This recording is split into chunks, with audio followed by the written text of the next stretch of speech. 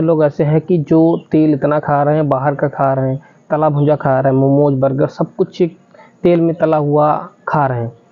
ये खाना तो ठीक है, लेकिन बहुत ज़्यादा मात्रा में खाना ये आपकी सेहत के लिए बहुत ही हानिकारक हो सकता है। कैसे, मैं आपको एक आसान तरीके से बताना चाहूँगा कि ज़्यादा ऑयल लेने से क्या प्रॉब्लम्स हो सकती हैं। और जैसे बात मान लीजिए, ये आपको एक पाइप है, ये बात मान लीजिए एक पाइप, ये वैसे फिलहाल पेन है, मैं इसे यूज़ कर रहा हूँ। अभी यहाँ से एक पानी पास हो रहा है। वैसे ज़्यादा मोटी नसें नहीं होती, कुछ नसें हमारी इतने से पेन का जो आप होल देख रहे हैं इतनी ही होती हैं। तो यहाँ से अगर कोई पानी पास कर रहे हैं, ठीक है, अगर बाद में प्योर पानी तो आराम से इससे बाहर की ओर निकल जाएगा। लेकिन यहीं पर अगर पानी कोई गंदा पानी है तो क्या होगा, थोड़ी देर जाएगा, ठीक है, जाने के बाद यहाँ पे रुक जाएगा।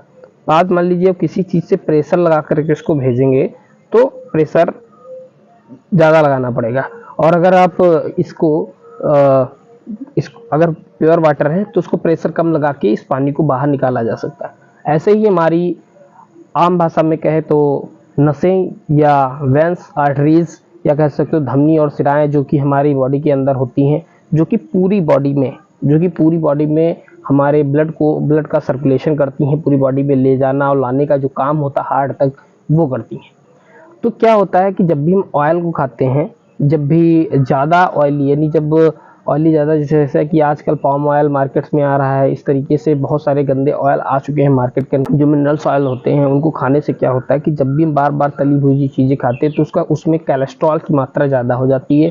और वही कोलेस्ट्रॉल, जैसे पानी में गंदी चीज़ें होती हैं, धूल के कण या मिट्टी के कण होते हैं, ऐसे ही कोलेस्ट्रॉल भी ब्लड के लिए गंदा पदार्थ है। और वो इन नसों पर, यानी इस छेद के अंदर, यानी कि उसकी नसों, यानी कि जो नसें होंगी, आम भाषा में कहें जो नसें होंगी, उनकी सिराओं पर लग जाएंगे, उनके अंदर की जो दीवारें हैं उन पर लगेंगी। और इससे क्या होगा, इसका जो छेद होगा वो पतला हो जाएगा और हार्ट को ज़्यादा पंप करना पड़ेगा हमारे ब्लड सर्कुलेशन करने के लिए, हमारी बॉडी में ब्लड सर्कुलेशन करने के लिए। इससे क्या होता है, प्रॉब्लम्स ये होती है कि आपका पंप जो है, ये पंप यानी मोटर कह सकते हैं उसको, ये मोटर को ज़्यादा प्रेशर लगाना पड़ता है हमारी बॉडी तक ब्लड पहुँचाने के लिए। इसीलिए जब भी ज़्यादा ये प्रेशर लगाता है तो हार्ट की प्रॉब्लम आ सकती हैं, इससे बीपी की प्रॉब्लम्स भी हो सकती है। इसीलिए, और जब भी हम इसको ज़्यादा लेते हैं तो ये हमारे लीवर में इकट्ठा होता है, लीवर से फैट में बदलता है, और फैट होने के बाद इसके बहुत सारी बीमारियां